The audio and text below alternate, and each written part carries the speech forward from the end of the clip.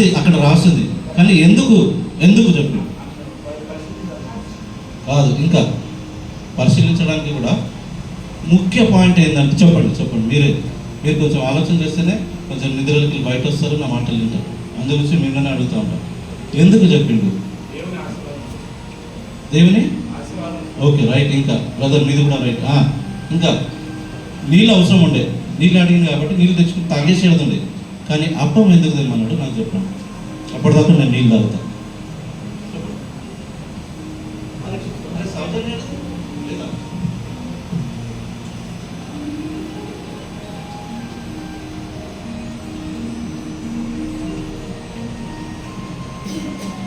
చెప్తారా లేదు ఎవరన్నా? పరీక్ష పరీక్ష పరీక్ష అవుతుంది, ఇంకా వేరే దాటాలేదు.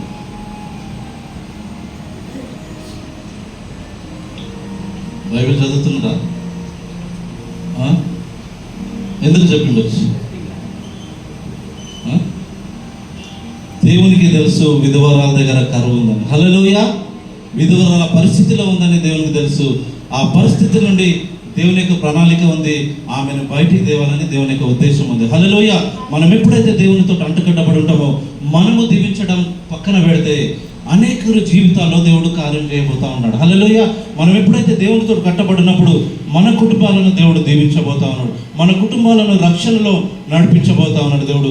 ఆయనను తెలుసుకునే విధంగా మనం ఆయనలో కట్టబడినప్పుడు మన చుట్టాలు, బంధువులు, ఇరుగు పొరుగు వారు కూడా ఆయన ఎరిగినట్లుగా చేసే విధంగా దేవుని యొక్క తలంపులు మన జీవితంలో ఉన్నాయి. కానీ మన జీవితంలో, ఒక క్రైస్తవుడి జీవితంలో ఇప్పుడు మనం చూసేది ఏంటంటే స్వార్థంతో కూడిన ప్రార్థనలే మన జీవితంలో ఎక్కువగా ఉన్నాయి. స్వార్థంతో కూడిన ప్రార్థన లేదంటే నన్ను, నా కుటుంబాన్ని దీవించు దీవించు దీవించు. ఒక్కోసారి అనిపిస్తుంది ఆయనను విసుగు చెందిస్తున్నామేమో మనము. ప్రతిసారి కూడా మనం అడుగుతూనే ఉంటాం కానీ ప్రభా నా జీవితంలో మీకు ఆశకరం ఎక్కడుంది ప్రభా? నేను బలహీనంగా ఉన్నా, ఎక్కడ నేను అపవిత్రంగా ఉన్నా, ఎక్కడ మిమ్మల్ని వ్యతిరేకమైన పరిస్థితుల్లో నేను జీవిస్తా ఉన్నాను అనేది మనం గ్రహించము. కానీ ఒక్కటే మనము చిన్నప్పటి నుంచి నేర్పించిన ప్రార్థన, తాత ముత్తాతలు, మన తల్లిదండ్రులు నేర్పించిన ప్రార్థన ఏంటంటే మన కుటుంబం, డాడీని దీవించు, మమ్మీని దీవించు, మా అన్నని దీవించు, మా తమ్ముని దీవించు, మా అక్కని దీవించు, మా చెల్లెని దీవించు, మా అమ్మమ్మని మా నాయనమ్మని ఇంకా దగ్గర ఉంటే. ఈ దినాల్లో అమ్మమ్మని నాయనమ్మని లేరు, ఎందుకంటే పడతలేదు కాబట్టి వాళ్ళని జల్దిన వృద్ధాశ్రమం పంపిస్తారు కాబట్టి మన పిల్లలకు అటువంటి ప్రార్థనలు అవసరం లేదు. అవును కదా? సౌజన్య రాదమ్మ ఇక్కడ కోసం ఇప్పుడే అడిగిన సౌజన్య. సరే, అయితే అక్కడ ఎందుకు రొట్టె అడగవలసి వచ్చిందంటే దేవుడు ఏలియా తన ఆత్మ వివేచనతో గ్రహించగలిగిండు దేవుని యొక్క ఉద్దేశం. హల్లెలూయా. నువ్వు అంటకట్టబడినప్పుడు ఆత్మలో నువ్వు ఆ విధంగా వరదిల్లుతా ఉన్నావా? ఆత్మలో వరదిల్లుచున్న ప్రకారము అన్ని విషయములలో మనం వరదిల్లాలని దేవుని యొక్క వాక్యం సెలవిస్తూ ఉంది.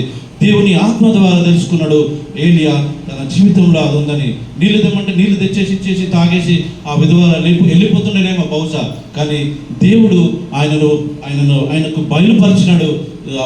ఏలియా ప్రవక్త కూడా వెంటనే తనకు ఒక అప్పం తెమ్మన్నప్పుడు అక్కడ మనం నేర్చుకోవాల్సిన విషయం ఏంటంటే ఎప్పుడైతే మనం అంటుకట్టబడితే మనకు లాభాలు, మనకు ఆశీర్వాదాలు పక్కన పెడితే మన ద్వారా సువార్త ప్రకటించడం కన్నా ఎక్కువగా నువ్వు ఆ నెట్వర్క్లో నడుస్తున్నప్పుడు తన ప్రణాళిక ఇటు అటు దేవుడు నెరవేర్చుకుంటా పోతూ ఉంటాడు. హల్లెలూయా. తన జీవితంలో తన చిత్తం అంతా కూడా నెరవేర్చుకోవాలంటే నీవు దేవునితో అంటుకట్టబడాలా. నీ హృదయ అంతరంగంలో ఏమైందో దేవుడు చూస్తూ ఉన్నాడు. మనం ఉపవాస